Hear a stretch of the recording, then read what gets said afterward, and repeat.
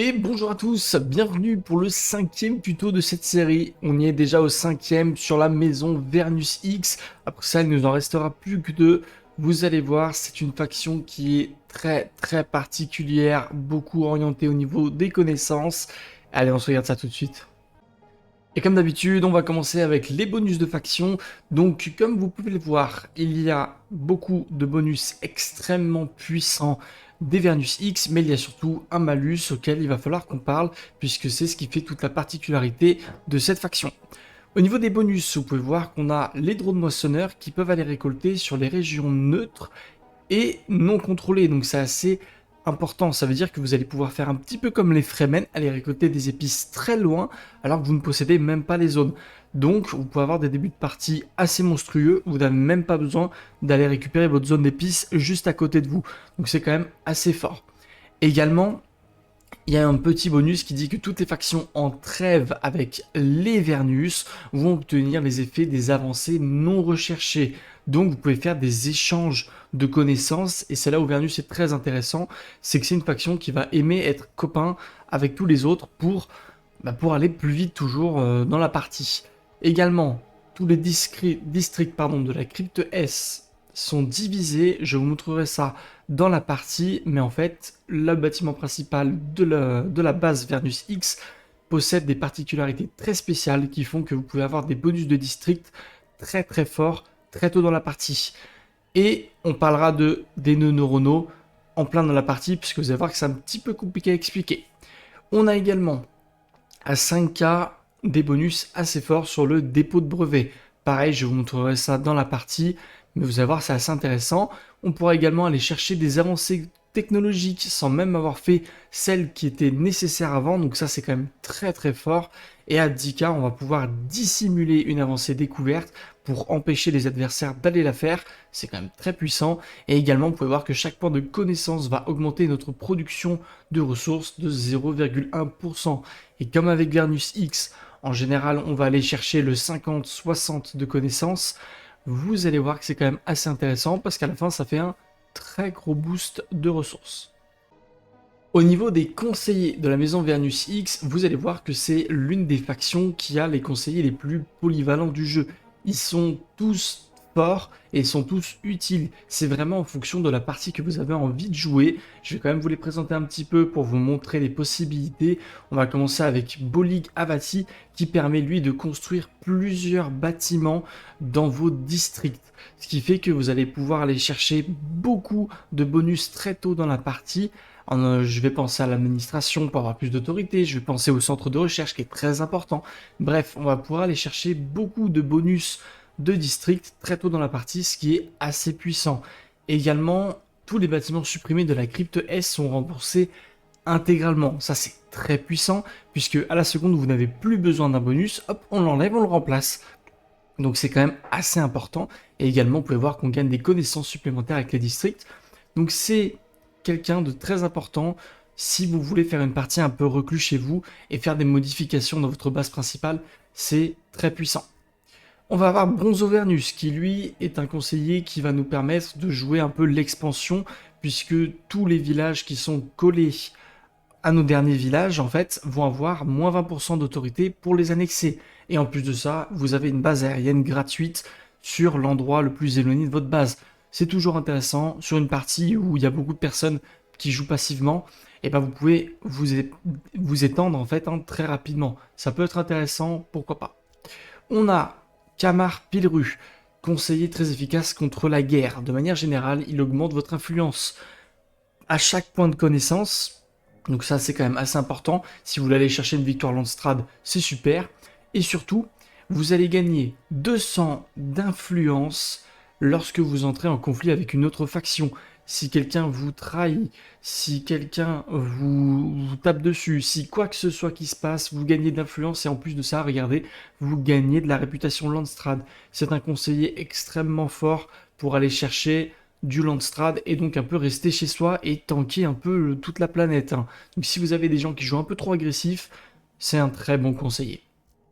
Et en dernier, c'est Tessia Vernus. C'est un conseiller qui est plus orienté sur la politique, puisqu'il vous permet d'avoir des niveaux d'information moins requis en fait pour faire des missions d'espionnage, donc c'est quand même très puissant, ce qui veut dire que vous avez accès à beaucoup de niveaux, à beaucoup de missions d'infiltration très rapidement dans la partie, donc c'est quand même assez fort, et surtout 50% des connaissances sont converties en renseignements et en Solari quand aucune avancée technologique n'est en cours.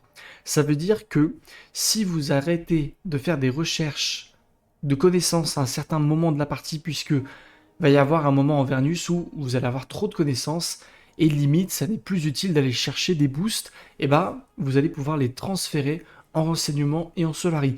Donc c'est un agent qui peut être très efficace, surtout si vous voulez aller chercher après derrière des assassinats ou des embêter un peu les autres. Donc ça peut être très intéressant. Hop, alors j'ai lancé la partie pour vous montrer un petit peu le début de partie qu'on fait avec la maison Vernus X pour vous dire. L'une des particularités auxquelles je vous parlais, c'est la moissonneuse qui peut récolter l'épice sans même contrôler la zone. Donc c'est la première chose que j'ai fait. Je suis allé récupérer mon épice et en plus de ça, vous avez un trait supplémentaire comme les Fremen. Vous n'avez pas besoin de mettre des ornithoptères sur vos moissonneuses. Ce qui veut dire qu'elles ne seront jamais attaquées par des vers des sables. Donc la production ne s'arrêtera jamais. Donc c'est quand même assez intéressant. Il fallait vous le dire, vous n'aurez jamais besoin d'utiliser vos petits ornithoptères pour gérer ça. Donc on est tranquille. Maintenant, l'une des particularités dont je vous parlais, c'est ça. C'est le bâtiment, le nœud neuronal. Pour vous montrer un petit peu, c'est cette petite ligne violette en fait qui se dirige de ma base principale à chaque village et qui relie en fait tous mes villages entre eux. Pourquoi est-ce qu'on les relie? C'est un bâtiment que vous devez construire absolument et qui va en fait faire le réseau nodal entre tous vos villages et votre base principale. Ça ne donne aucun bonus de production, ça ne donne absolument rien. La seule chose que ça vous fait, c'est que ça vous empêche d'avoir un malus de production de 50%. Si vos zones ne sont pas collées entre elles, et si vous ne faites pas le nœud neuronal entre chaque zone pour faire en sorte qu'elle soit dans le réseau, vous avez 50% de malus de production sur votre village. Donc il faut vraiment construire et avancer assez spécialement avec la maison Vernus X. Pourquoi je vous dis ça?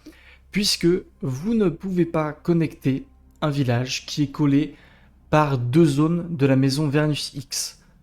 L'exemple que je vais vous donner, c'est avec cette zone par exemple.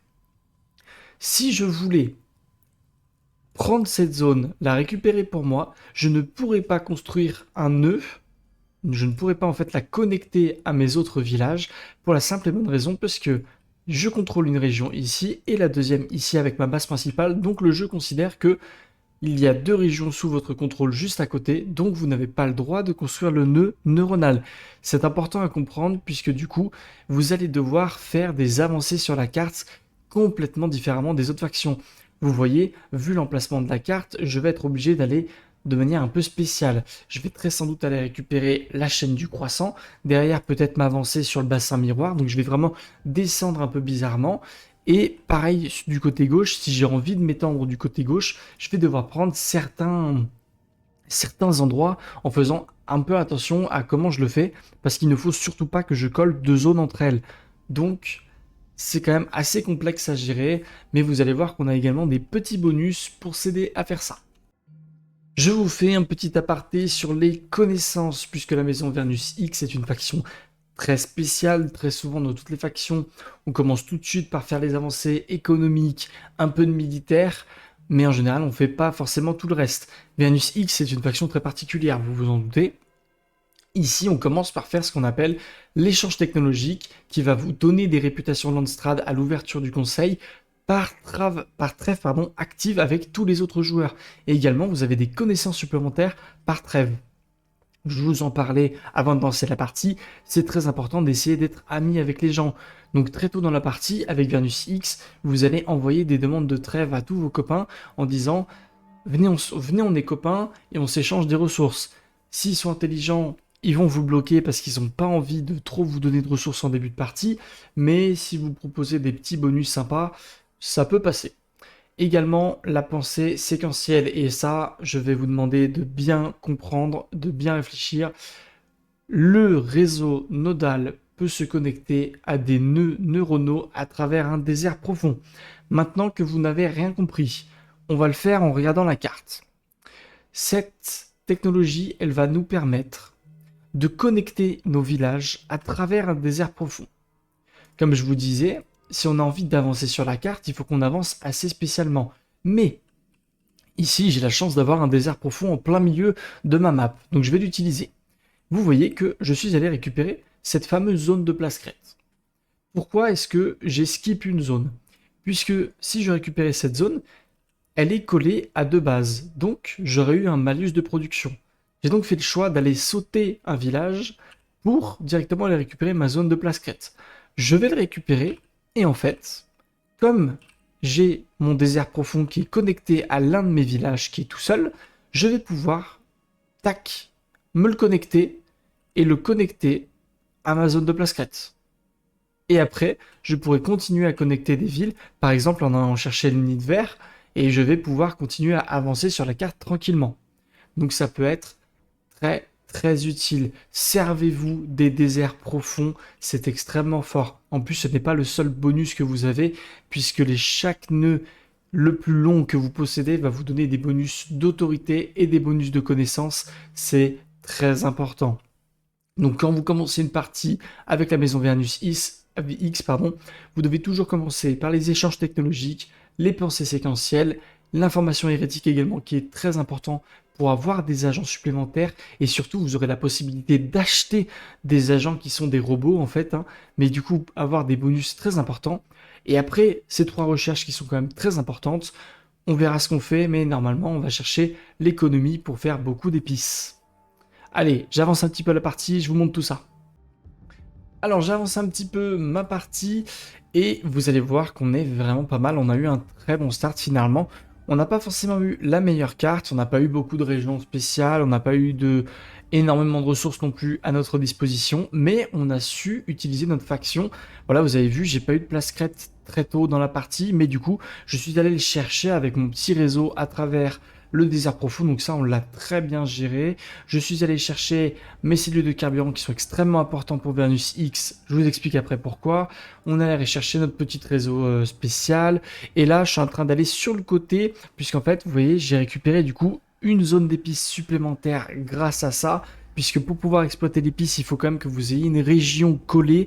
Donc j'ai actuellement 3 moissonneuses, et vous allez voir qu'elles vont récolter énormément d'épices, puisque je suis allé chercher toutes les recherches de connaissances. Et là, je suis en train de faire pas mal de politique, puisque c'est important pour moi. Donc, on peut voir qu'on a quand même 32,7 de connaissances. Avec Vernus X, c'est extrêmement important d'avoir beaucoup de connaissances. Et pourquoi? Puisque vous allez débloquer à 5K hégémonie, vous débloquez les dépôts de brevets. C'est-à-dire que vous allez cliquer dessus. Et ça va vous montrer toutes les recherches que toutes les autres factions n'ont pas encore faites. Et imaginons que je vous dise, très bien, eh bien moi je veux un dépôt de brevet sur connaissance du terrain. Ça va me coûter 600 d'argent, je vais confirmer, et donc il va y avoir cette petite donnée violette qui va me dire que toutes les factions adverses qui veulent débloquer connaissance du terrain vont devoir me payer 500 d'argent. Donc si les 3 joueurs font cette connaissance, au total vous allez gagner 1500 d'argent. Donc avec les 600 que vous avez payés, vous récupérez quand même 900. Donc c'est vraiment bon. Il faut pas hésiter à le faire, ça fait toujours chier vos adversaires, ça leur fait utiliser de la thune, vous, ça peut vous en faire gagner. Et après à 10K, on a toujours la dissimulation, donc c'est toujours très intéressant. Également, ce que je voulais vous montrer, c'est que les moissonneuses ne fonctionnent pas comme les autres factions. Vous ne pouvez pas booster les productions en utilisant de la main-d'œuvre, mais vous boostez les productions en utilisant du carburant.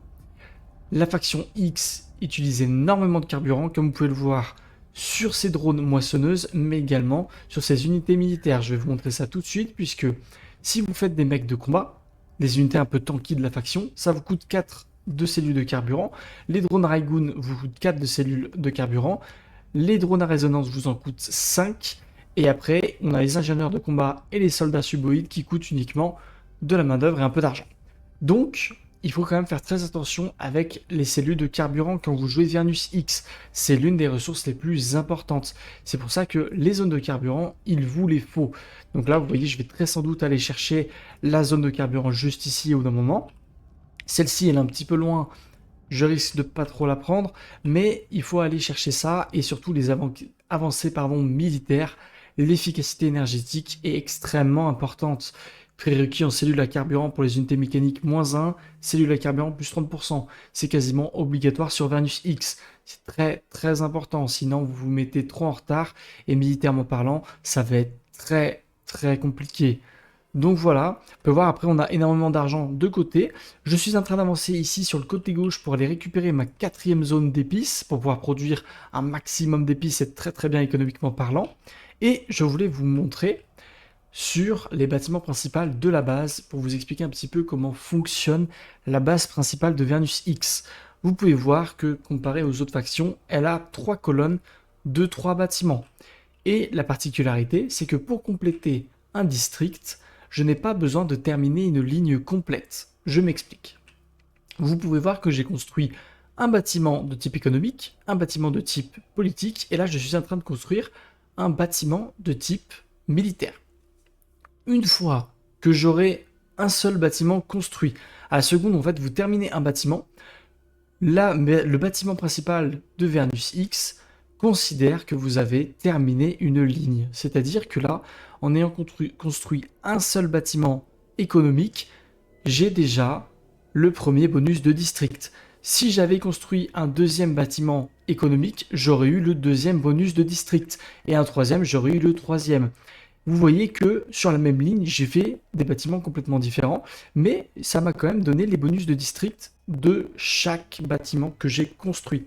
Il y a donc une technique avec Vernus X, puisque ces bâtiments et ces bonus de district peuvent se cumuler. C'est-à-dire que si sur une deuxième ligne, je reconstruis un bâtiment économique, mon bonus de district de niveau 1 va être doublé. Il va y avoir un x2 qui va apparaître, le bonus sera doublé. Donc, en début de partie, c'est très important de faire ça, c'est super intéressant parce que vous avez déjà les bonus de vos bâtiments qui sont relativement importants, notamment le laboratoire d'épices qui est très très fort quand vous avez pas mal de zones d'épices, et surtout, vous allez pouvoir avoir des avancées technologiques encore plus rapides alors que vous avez déjà 32 de connaissances en début de partie. Donc vous allez vraiment aller à la vitesse de la lumière. Comme vous pouvez le voir, là j'ai construit mon bâtiment économique et mon bâtiment politique et je ne fais actuellement que quasiment que des recherches économiques et politiques parce que du coup ça va beaucoup plus vite. Donc n'hésitez pas à construire en fonction de ce que vous êtes en train de rechercher puisque du coup ça va vous faire snowball sur cette vitesse-là. Vous voyez que là du coup je suis en train de mettre une vitesse à toutes les autres factions. Après c'est vraiment le but de ma faction. Mais c'est toujours intéressant de cumuler en tout cas tous les bonus qui vous permettent d'aller toujours plus vite. Donc voilà, il faut bien gérer votre base principale et surtout, quand vous avez le conseiller qui vous permet de démolir les bâtiments et de récupérer toutes les ressources, n'hésitez pas à un moment donné de la partie de casser un bâtiment qui ne vous intéresse plus, le reconstruire autre part pour avoir les bonus de district qui vous intéressent. Ne restez pas bloqué avec les bonus de district de niveau 1, ils ne sont pas intéressants en fin de partie. Par contre, si vous voulez aller chercher un bonus de Solari plus 10%, n'hésitez pas à vous dire « Ok, je vais casser mon bâtiment économique ici, je vais le reconstruire en dessous et je vais faire une ligne 3 économique. » C'est possible. Utilisez les agents, enfin les conseillers que vous possédez. C'est très important. Dernier petit aparté, et puis après je pense que on arrivera sur la fin de ce tuto, ce sont les machines analytiques. Au niveau de l'espionnage, la Vernus X a une possibilité qui est quand même assez puissante de pouvoir acheter des agents en fait qui sont des robots. Vous voyez que ça va me coûter 200 d'argent et ça va également me coûter des réputations Landstrad. C'est extrêmement utile, vous n'avez juste à... Hop, ça vous fait un nouvel agent que vous pouvez du coup cumuler avec... Très utile pour aller très rapidement en fait chercher des bonus de ressources, surtout que vous avez des connaissances qui vous permettent d'augmenter, vous voyez, regardez, la pensée holistique, connaissance plus 1 par information ayant au moins une machine analytique. Donc jouer avec ça, c'est assez puissant. Vous pouvez voir que du coup, grâce à mes agents, actuellement je produis 3 de connaissances puisque j'ai un agent et une machine à côté, donc ça me fait 3 connaissances bonus. On prend, c'est toujours des bonus supplémentaires. Mais écoutez, je pense avoir fait à peu près le tour du début de partie de la maison Vernus X. Regardez bien vos zones, jouez avec votre réseau neuronal, c'est le plus important à comprendre, c'est quelle zone on doit récupérer en priorité. Essayez d'avoir le plus d'épices le plus rapidement possible. Construisez les bons bâtiments dans vos districts pour avoir des bonus. Beaucoup de connaissances, c'est important. Et j'ai envie de vous dire, c'est à peu près tout, hein. Jouez au mieux, faites beaucoup de connaissances. N'oubliez pas, c'est le plus important aussi avec cette faction, à déposer des brevets, à faire des dissimulations quand vous le pouvez, parce que, enfin en tout cas faire une dissimulation, parce que c'est quand même la base de votre faction. Si vous y pensez pas, c'est un peu dommage, vous perdez des ressources. Au niveau des avancées technologiques, on commence sur politique en priorité, et après, du moins les bonus de votre faction en priorité. Faites de l'économie en général. Les illuminations par l'épice sont très puissants puisque vous allez avoir beaucoup de moissonneuses en début de partie. J'ai envie de vous dire, ce qui va tomber en dernier, c'est le militaire. Donc avancez, regardez votre partie, jouez comme vous en avez envie, comme vous en avez besoin. Et puis voilà, hein, tout simplement. Donc bah écoutez, moi je vais vous laisser ici. C'était le tuto sur la maison Vernus X. J'espère que ça va vous aider, que vous avez bien apprécié. Et puis on se retrouve pour un prochain tuto. Allez, salut!